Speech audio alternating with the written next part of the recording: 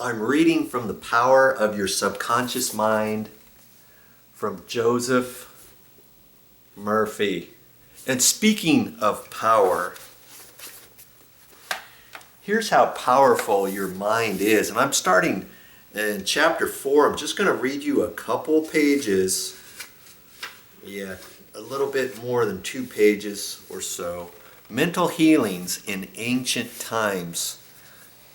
And as I'm reading this, see how you can apply this to yourself.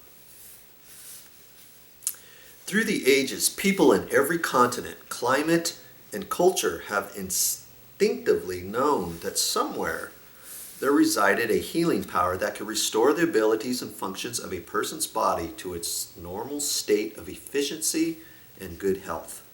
They believed that this strange power could be invoked under certain conditions, and that if it were invoked properly, the alleviation of human suffering would follow.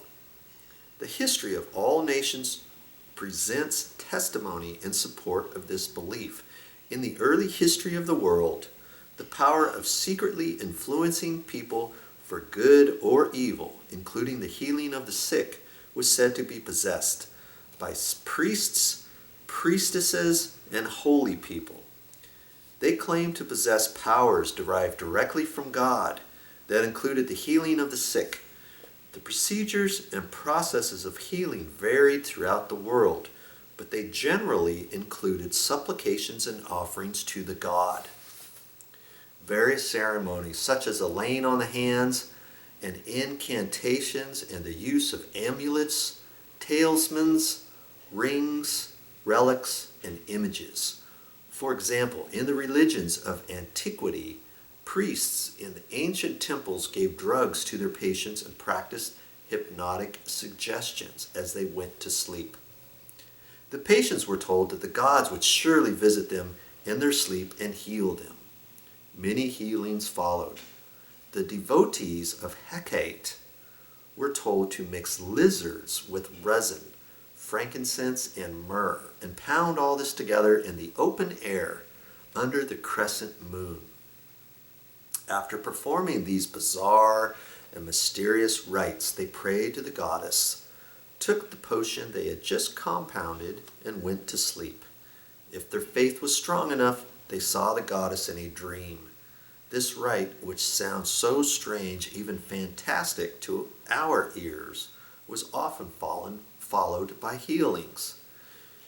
People in ancient times worked out many effective ways to tap the incredible power of the subconscious mind and use it for healing.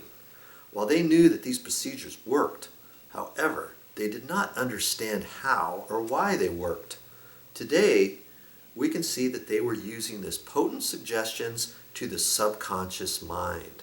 The rituals and potions and amulets appealed powerfully to the imagination of people and favored the acceptance by the subconscious mind of the insistent suggestions given by the healer.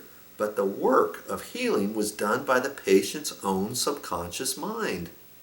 In all ages, unofficial healers have obtained remarkable results in cases where authorized medical skill had failed and the patients had given up hope.